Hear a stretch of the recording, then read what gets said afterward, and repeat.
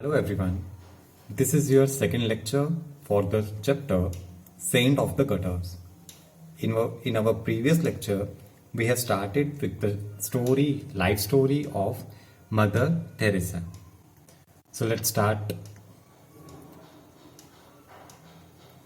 Agnes arrived in Kolkata in 1929 and was sent by her order to Darjeeling in West Bengal to begin her novitiate, that is, the period of study and prayer which every nun must undergo before she finally becomes a nun. Means Agnes जो मगर Theresa का पुराना जो नाम था उनका Agnes था, तो वो कोलकाता कब आई? 1929 में वो कोलकाता आई और जैसा उनको ऑर्डर मिला था कि वहाँ पे दार्जिलिंग में जाके वहाँ से उनको जो वहाँ से अपनी जो भी वो थी पीरियड था, जो भी प्रेयर वगैरह का स्टडी वगैरह का, वो वहाँ से स्टार्ट करना है कि जो नन बनने के लिए एक स्टडी करनी पड़ती है, उसके लिए जो प्रेयर्स वगैरह होती हैं वो उनको कहाँ से स्टार्ट करनी थी? दार्जिलिंग में, वेस्ट बंगाल में. Apart from prayer, she spent her time here in learning Hindi and Bengali so that she could speak to the people whom she had come to serve. Prayer के साथ साथ जब उनको टाइम मिलता था तो वो अपना टाइम कहाँ पे लगाती थी कि हिंदी और बंगाली सीखने के लिए, ताकि जब वो लोगों को सर्व करेंगी तो उनको उनके साथ कैसे कम्युनिकेट करना है उनको, तो वो इसके लिए उनको लोकल लैंग्वेज आनी चाहिए. Then she began to teach in schools run by the Sisters of Loreto, first at Darjeeling and then at Kolkata. और उसके बाद उन्होंने स्कूल्स में पढ़ाना भी स्टार्ट किया जो सिस्टर्स ऑफ लॉरेटो वो चलाती थी उन स्कूल्स को. सबसे पहले उन्होंने दार्जिलिंग में स्टार्ट किया, फिर उसके बाद कोलकाता में भी पढ़ाया उन्होंने. She took her finally vows as a nun in 1937 and assumed the name Teresa because that was the name of the patron saint of missionaries. उन्होंने अपनी फाइनल वोज मीन्स ओथ या प्लेज, अपनी फाइनल प्लेज उन्होंने कहाँ पे ली as a none?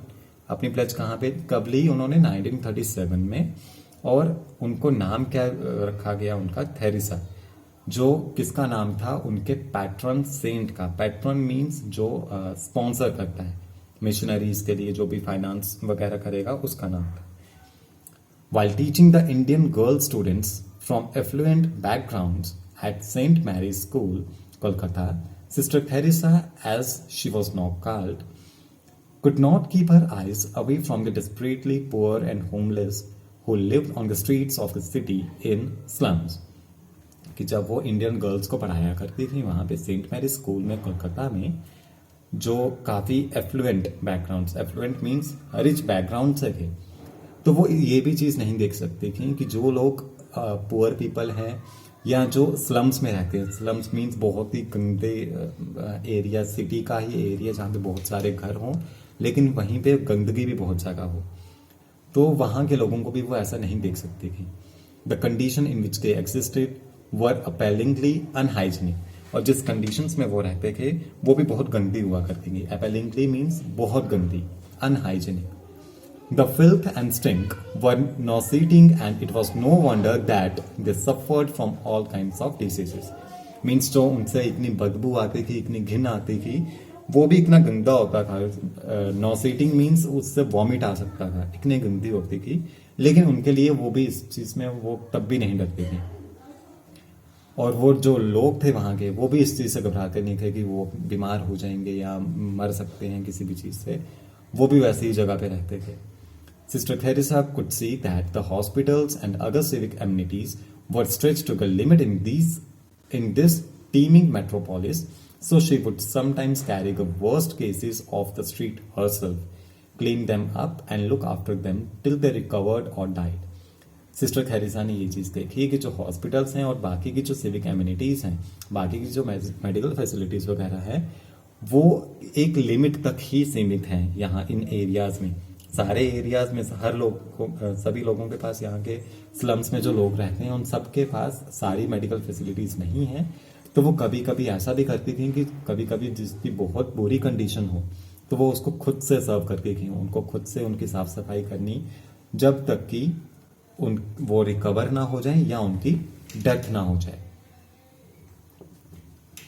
She could not bear to see anyone dying without the dignity that every death deserves. Means वो कभी ऐसा नहीं देख सकती कि किसी भी इंसान को मरते हुए कि जब तक उसको ट्रीटमेंट ना मिल सके। मीन्स अगर ट्रीटमेंट प्रॉपर मिले कि जब तक वो जिंदा रह सके उसको रहना चाहिए। One day in 1946, when she was traveling in a train from Kolkata to Darjeeling, she again heard a voice like the one she had heard before, telling her that now she must leave the convent and help the poor by living with them. She felt that it was an order which she could not disobey. And to quote her words, to fail would be to break faith. Means एक दिन वो 1946 में जब वो train से जा रही थी दार्जिलिंग, तो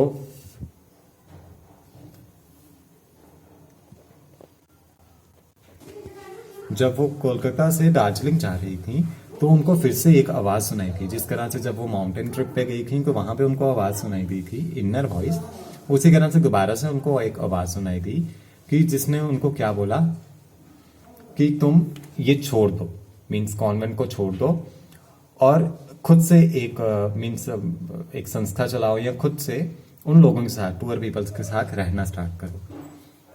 she felt that it was an order and she could not disobey. उनको ऐसा लगा कि ये ऑर्डर है भगवान का और वो इसको डिसओबे नहीं कर सकती।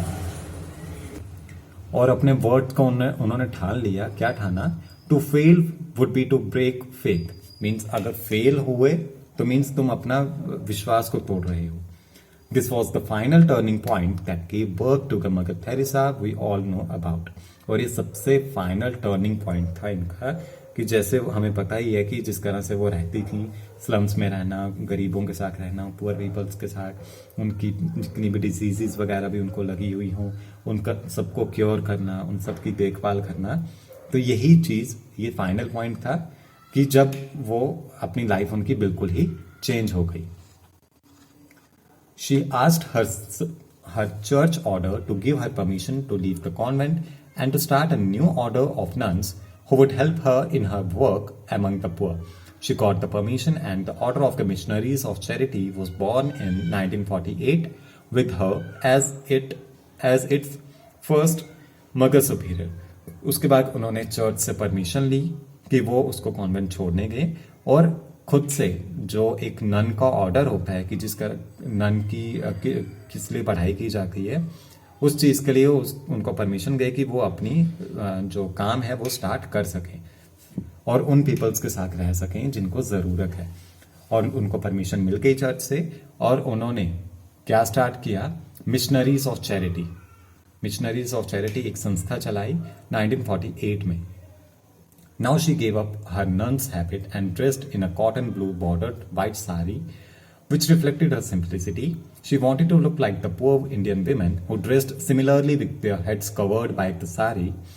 She set up Nirmal Hriday Home and hospices for the poor and the orphans and the dying. She was awarded the Nobel Peace Prize in 1979. उसके बाद उन्होंने नन वाली हैबिट अपनी छोड़ दी और किस होलिये में आ गई वो? एक कॉटन की ब्लू बॉर्डर वाली साड़ी, उन्होंने व्हाइट कलर की साड़ी जिसका ब्लू बॉर्डर था वो पहन ली, जो सिंप्लिसिटी को दर्शाती थी। मीन्स वो इस तरह से रहना चाहती थी कि जिस तरह से पुअर इंडियन विमेन रहती हैं कि अपना सिर वगैरह ढक के रखना है, वो भी उसी तरह से रहना उन्होंने भी स्टार्ट कर दिया। उन्होंने निर्मल हृदय नाम से एक होम स्टार्ट किया जो मीन्स ऑर्फनेज बोल सकते हो या वृद्धाश्रम, उस तरह से था कि जो भी पुअर पीपल हैं, ऑर्फन्स हैं, डाइंग हैं, उन सबके रहने के लिए। और उनको नोबेल प्राइज भी दिया गया 1979 में। Now began her great legendary work for selfless charity and care to the poor. In 1970, Malcolm Muggeridge, a well-known British writer, came to Kolkata. उन्होंने मदर थेरेसा ने फिर अपना काम स्टार्ट कर दिया, चैरिटी के लिए पुअर पीपल की केयर करना स्टार्ट कर दिया। 1917 में एक ब्रिटिश राइटर आया कोलकाता में, Malcolm मगरिच। While walking through a street, he happened to see a small little figure in a slum cleaning the sores on the body of a half-dead man without the slightest trace of disgust at the stench। उसके बाद उनको क्या चीज दिखाई दी कि जब वो street से जा रहे थे तो उनको एक स्लम दिखाई दिया, एक गंदी सी जगह दिखाई गई जहाँ बहुत सारे लोग थे, बहुत बीमारियां थी, बहुत गंदगी थी वहाँ।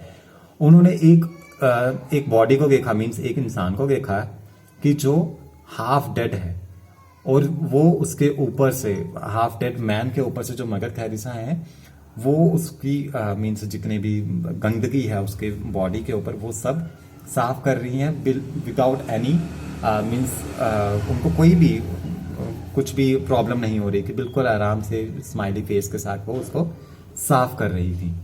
He could not believe that a human being could look so happy while doing such a repelling task. और वो ऐसा नहीं, मीन्स कोई भी ऐसा बिलीव नहीं कर सकता कि एक इंसान इतनी गंदी चीज भी इतने आराम तरीके से कर सकता है, इतने आरामदायक तरीके से कर सकता है इसको, कि बिल्कुल भी उसको कुछ नहीं, प्रॉब्लम नहीं हो। The deep warm glow of peace and love on her face, while cheerfully busy in her unflinching service to the rest of the earth, made such a deep impression on his mind that he wanted the whole world to know about this saintly person and her extraordinary work. और ये चीज़ देख के कि वो कितना अच्छा काम कर रही है, कि मीन्स पुअर पीपल की, नीडी पीपल की हेल्प कर रही है विदाउट एनी प्रॉब्लम या कोई भी ऐसा कुछ फील लिए हुए कि कितना गंदा काम है, ऐसा कुछ भी नहीं उन्होंने सोचा। और तो इनके बारे में पूरे वर्ल्ड में पता होना चाहिए कि कितना अच्छा इंप्रेशन पड़ेगा सबके ऊपर कि एक सेंटली पर्सन है ये और एक एक्स्ट्रा ऑर्डिनरी वर्क कर रही है, इसके बारे में सबको पता होना चाहिए। The result was his book and a documentary film on Mother Teresa, appropriately titled Something Beautiful for God, which brought world attention to her otherwise quiet work. तो ये चीज़ वो चाहते थे कि इनको पूरे वर्ल्ड को इनके बारे में पता लगे। कि उन्होंने क्या किया कि एक बुक निकाली, बुक बनाई उनके ऊपर, और उसी तरह से एक डॉक्यूमेंट्री फिल्म भी बनाई मदर टेरेसा पे, जिसको क्या नाम दिया गया, समथिंग ब्यूटीफुल फॉर गॉड, और जो सबको बहुत पसंद आई। Before her death in 1997, she oversaw the opening of branches of her missionaries of charity in a number of countries to continue her work amongst the poorest of the poor.